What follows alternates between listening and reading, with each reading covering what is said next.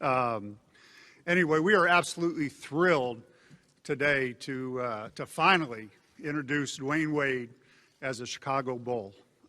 Sounds good, doesn't it?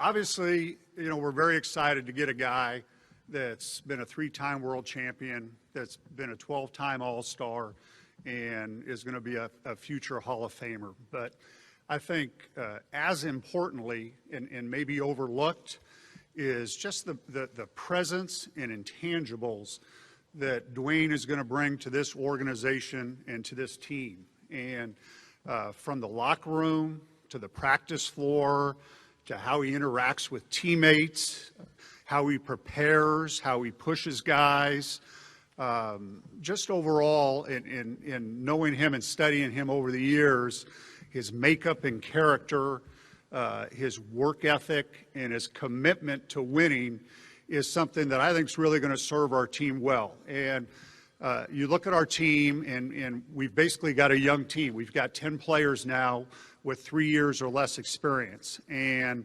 to have Dwayne come in and kind of show these guys the way, I don't think you can put a value on something like that. And then when you add on top of that what he produces each and every night on the floor, and I think you can see that we're getting a special player and we're getting a special person.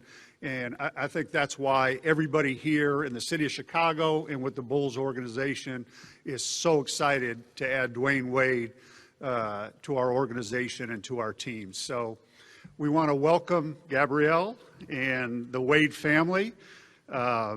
We had dinner before they left. We also want to welcome a bunch of dogs. I forget how many. I guess they'll have to get used to the winter.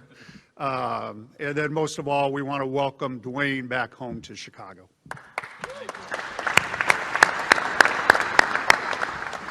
Thank you for that, Gary. Make me feel good about myself. Hello to everybody out there. Some of you I've been in a locker room with after wins or losses here in Chicago. And some of you I haven't, but you guys are going to hear a lot from me and see a lot of me for a little while. So I'm thankful to be here today. This is one of those moments for me that is a dream come true. You know, simply that. I'm a Chicago guy, Chicago kid. I grew up here, got opportunity. I remember sitting on the floor when I could sit Indian style and watch the Chicago Bulls win their first championship. I was 9 years old. And I remember looking at the TV. We had this little bitty TV. I remember looking at it. It's about as big as iPhones is now. I remember looking at it and saying, that's what I want to do. That's what I want to be. I want to be a champion, and that's who I want to do it with, you know, as a kid. And so my dream of becoming an NBA player started here in my hometown. So I know it's took a long time to get here, but I am here, and I'm excited to be here. I can't tell you guys in words what this moment means for me, what this organization, since the day that I said I'm coming, the support that they have shown, the excitement that the city has shown me. I can't tell you guys what that means to me. So I'm just thankful. So I appreciate it.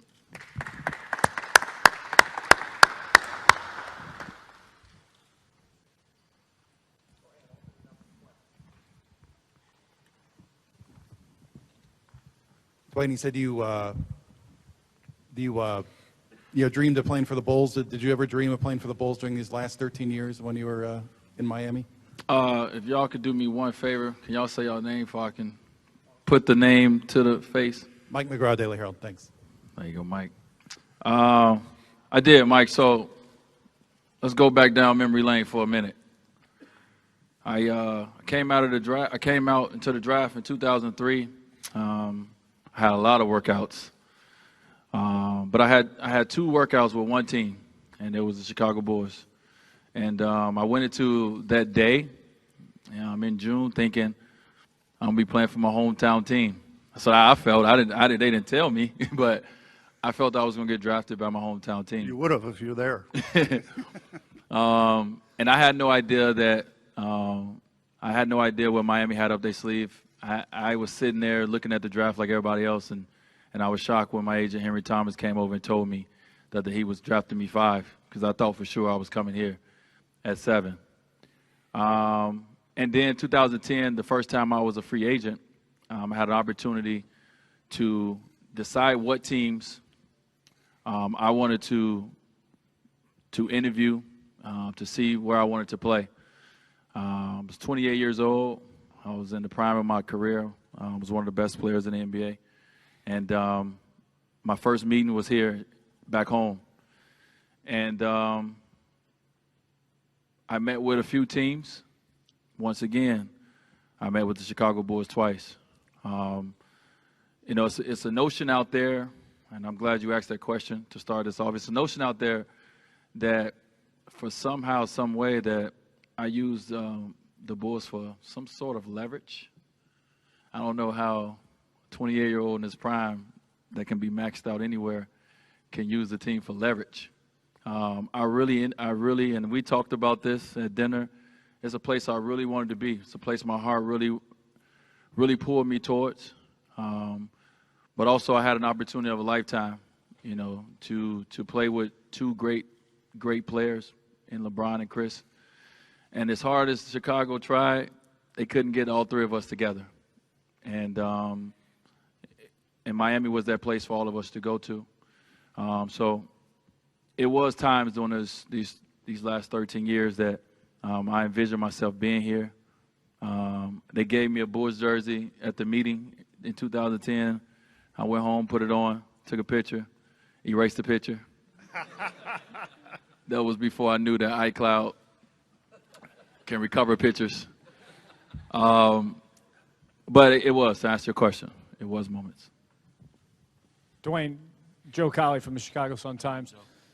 You guys went through this in Miami, the whole idea of whose team it is when LeBron got there. And now Jimmy and Rondo have talked about that now. Is there a significance to whose team it is? And secondly, should rings on the finger dictate whose team it is? I think it's Jerry Rondo's team. Yeah, that's the last I checked. It's Jerry Rondo's team. I think, you know, it's funny to be sitting in this seat. I remember when Shaquille O'Neal came to Miami, coming from the Lakers, 3 championships, came to Miami. We had no championships at the time. And I remember his press conference.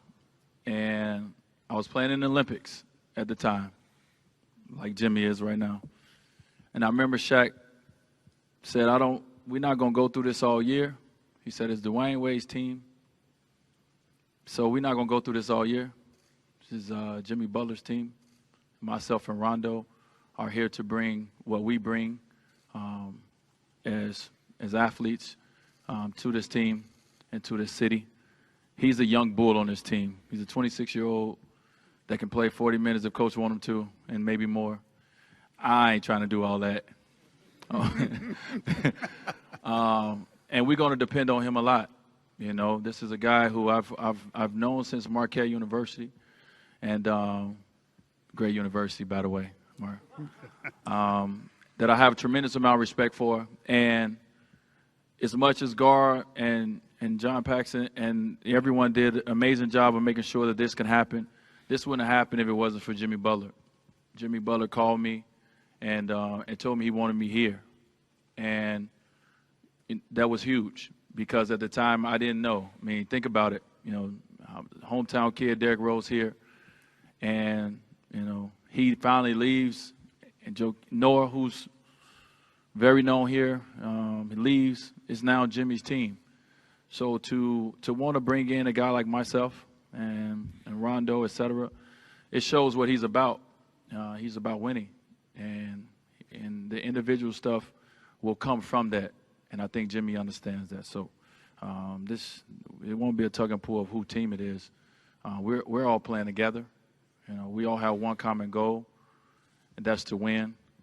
Jimmy is going to be Jimmy Butler, and I think he's going to grow and be a better ball player because of what Rondo brings to the game and because of what I bring. Hi, Casey Johnson with the Chicago Tribune. How you doing, Casey? Hi.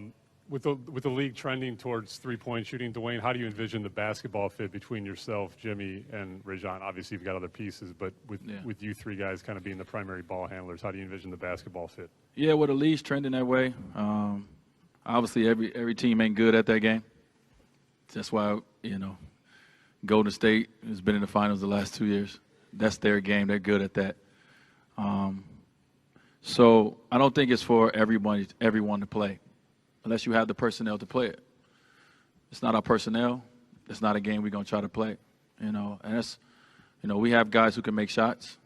But I'm not going to lie and say, we're going to all shoot 50% from three next year. Our career, you can look at the numbers, are pretty much. I am a better three-point shooter than my number, by the way. I show it in the playoffs.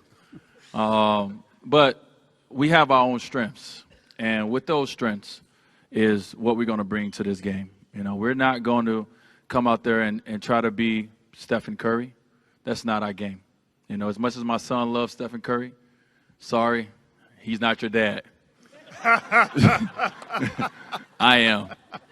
So what I'm going to do is I'm going to play my game, and I'm going to play my game within, obviously what the system is, what, the team needs from me. And at the end of the day, last time I checked, the ball has to go through the basket. And I've been pretty successful putting it through the basket. Jimmy's has been pretty successful. He's going to be even more successful. And Rondo's going to know how to make sure he gets everybody the ball to put it in the basket as well as possible. So, our job is to play to our strengths, to work on our weaknesses as well, as we know how teams may try to defend us. But let's not go away from what got us here. So we're going to continue to be who we are. Dwayne, David Haas, Chicago Tribune. As much as everyone understands how special it is for you to come home and play for the Bulls, how much of it was that drawing you home, and how much of it was the perceived sort of rift with Pat Riley? And had he handled things differently, would you be here today? I have no rift for Pat Riley. It's funny, the reports come out about a lot of different things. I've never seen nobody around me and Pat in the office when me and him just been talking. I didn't see no one CC'd on the emails that we talk about.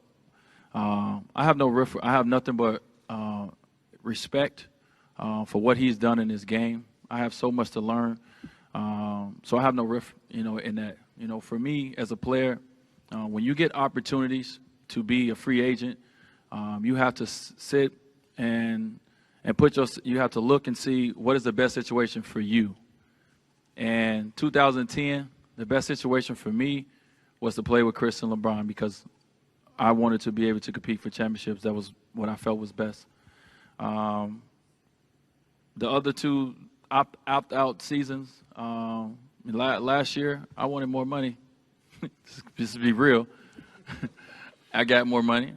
This year, the direction and the focus for that organization in Miami, which I have nothing but respect for and love for, was a little different than it has been in years past. And with that being said, my direction and my focus was a little different than it's been in years past. And I communicated with them, that, hey, I've only done this once, but I'm going to be a free agent. I'm going to go out and I'm going to see, what the market is saying about me. And like I said, this opportunity with Chicago, when I first, said I was going to be a free agent, it wasn't nothing that we all knew was going to happen. But it was things that happened along the way that made this even realer and realer. And at the end of the day, I made the decision. I had a contract offer in Miami that I could have took. I decided not to take it. It was my decision to be selfish and to live out a dream of mine. I've brought a lot of excitement to Miami, and it's a home to me. It will always be. I want to bring a little bit here to Chicago. Well, I have a little bit left. And I still have a little bit left, by the way. I've listened to all you guys talk over the last couple of weeks, so I know what y'all been saying. But, I wanted to come here and be a part of building this organization back up to, where this organization should go and should be. And this is the first step in that direction. So, let's clear up the notion that Pat Riley orchestrated me getting out of Miami because he didn't offer me the money I wanted. This was not a money deal for me. If it was a money deal, I wouldn't be sitting here. I would have took the most money that was offered for me. At the end of the day, this is a place that I wanted to be. Miami and Chicago has always been, the two cities that I've called home. I was in Milwaukee for a brief second. And I got an opportunity, like I said, to be selfish. And I took it. And my family coming along with me along the way. So this was a decision solely for me, and it has nothing to do with Pat Riley. It has nothing to do with Mickey Harrison, Nick Harrison, and the family. They wanted me back in Miami. I considered it. But at the end of the day, I went where I wanted to be and where my heart was telling me to go, and it was back home. Dwayne, Cheryl Ray Stout with WBEZ Radio here in Chicago. You're coming to a team besides Jimmy Butler with a lot of young players on this roster, and you have a young coach that you're dealing with too. How do you work your role as a mentor besides winning games on the court? Yeah, that's a great question. That's very important. I feel that with the knowledge that you gain over the years of playing this game, I feel it's our duty as veteran players to give that knowledge back to the next generation. So this game continue to be as amazing and as great as it is. So I already do that. I do that with not only my teammates, I do that with other guys around the league. I work out with guys if they want to work out with me.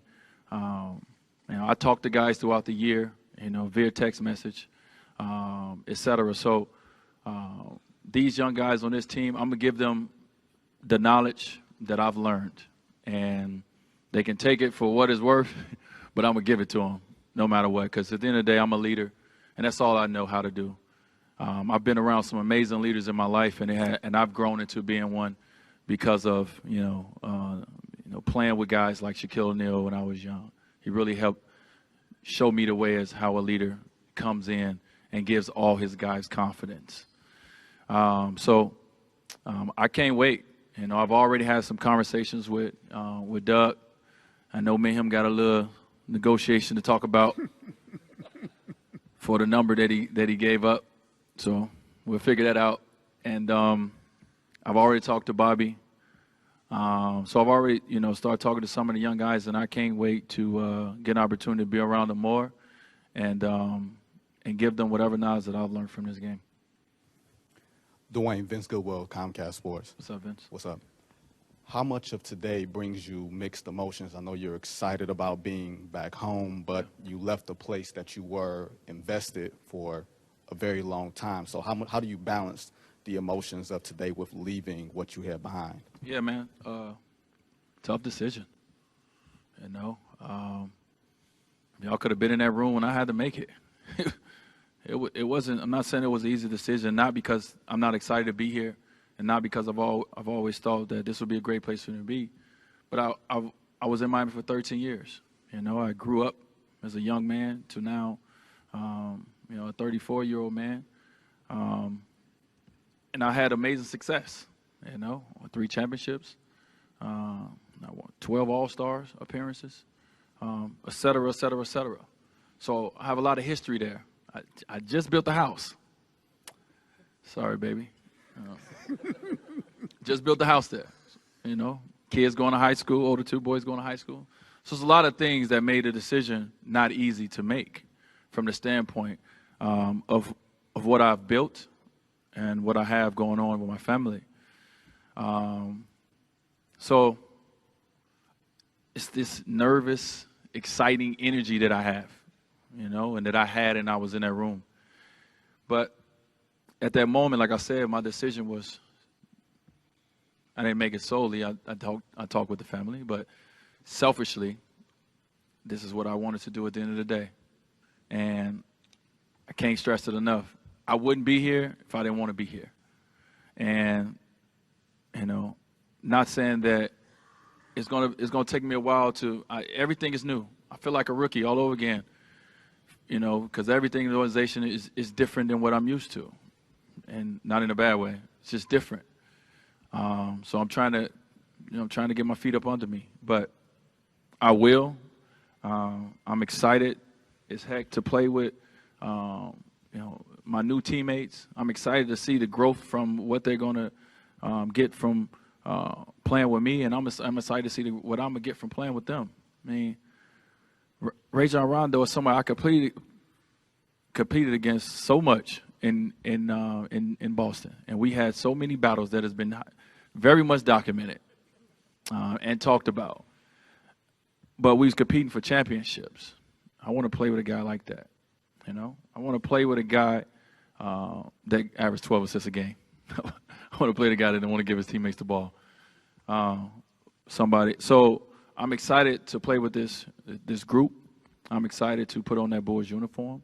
But that takes away nothing, from what I did and my respect level for, the Miami community. That city, it's a part of me. Always been a part of me, just like Chicago has always been a part of me.